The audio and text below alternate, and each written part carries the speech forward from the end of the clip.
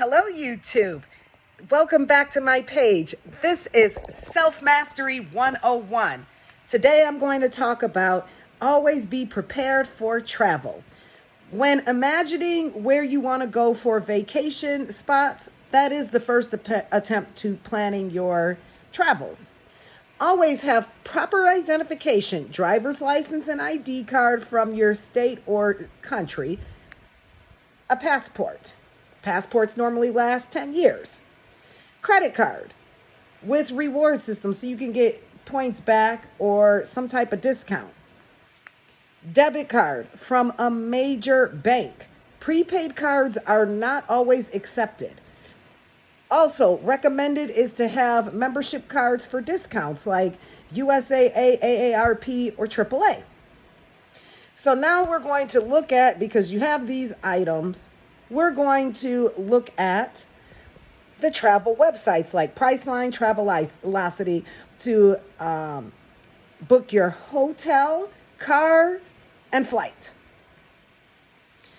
In terms of booking a car, that is the first thing I want to speak about. It is not recommended to book a rental car because they do not always guarantee that they're going to, number one, have a car, and number two, guarantee the class of car that you booked for, and that will be quite daunting to your experience with going out of town.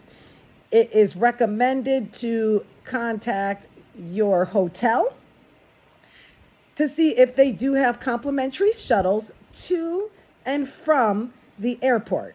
Those are the two main things, is getting a ride to your destination, the hotel, and getting a ride back to the airport when it is time to leave. Also, make sure you stay in the main city. Try booking outside the city. Trying to book outside of the city will not only ruin your trip, but it will be more costly getting rides to and from the city. Make sure you're going to include a travel protection package. That could be, if you do have a credit card, check with your credit card the terms and conditions if they do have a travel protection, or just purchase it online when you are booking your trip. That is one thing to always have.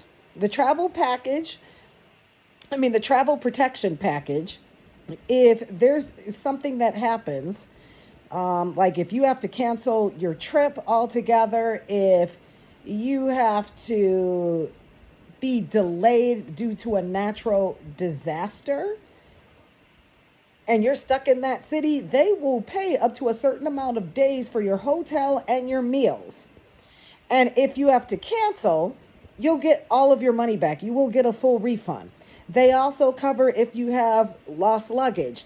They also cover up to a certain amount for medical expenses, just to let you know. And always have, for your luggage, just keep in mind that there is a cost for your luggage to be boarded on the plane with you and to be boarded back. So at least have $70 for your luggage, depending on the airline that you're going to, for there and back. Some of them are $30, some of them are $65. You just have, it depends on the airline, but all of them do charge for your one bag luggage. And it's like 1 or 2 bags, but I believe it's like 50 pounds, or it's a certain weight that they are going to charge you more. So always have a carry-on. It's recommended to bring a backpack just in case you have to remove some of your items from your actual suitcase that's going in the undercarriage to pay less money and not get overcharged for having too much things in your luggage.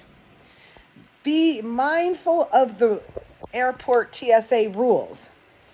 Make sure you're packing all of your liquids like toiletries, like your deodorant, makeup, hairspray, colognes. Put that in your actual suitcase. If you put that as a carry-on, they will confiscate the item.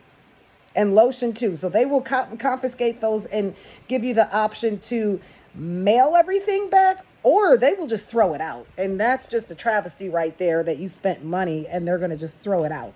So just be mindful of those things. When you're booking a flight, how you get there and how you're getting back is very important. You are going to book a round trip. You will get a discount when you're paying for the full package. So there is a discount on your flight from just that. Hotel, you have to read the description of the hotel. You might get stuck in a situation that will discomfort your trip. Be sure to really look at the descriptions on the hotels. If it says hostel or hostel, that is where it's multiple beds in the room and you are staying with people you do not know. If that's something that you do, that's fine. But if you want your own private bedroom with a private bathroom, you have to read the description in the hotel, because they're not going to make accommodations when you specifically booked it the way you booked it online. So just be really mindful about that, because when I book, I'm really looking, because some of them, it'll look like the hotel itself looks like it's a good deal until you find out, oh yeah, there's going to be 4 people in your room. And if you have a family, that's not good to stay in those kind of hotels, and especially if you have children. Also, there's some meals at hotels that are complimentary. So you might want to check with your hotel. And also, now that you're in walking distance of all of the amenities, you'll just walk around and there's going to be plenty of places to eat.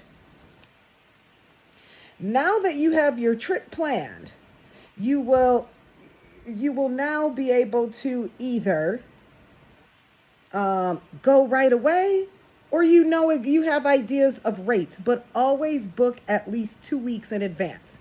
Anything between that's actually less than that 2 weeks, like if you're trying to book something within a couple days because on a spur of the moment you just planned the trip and it just came up, you're not going to get a good deal. Everything's going to be expensive when it's done last minute. It's always good to book at least 2 weeks in advance. And in the event that you may possibly have to delay your own trip, you can get your money back. I hope this helps. Thank you and have a great one, everybody.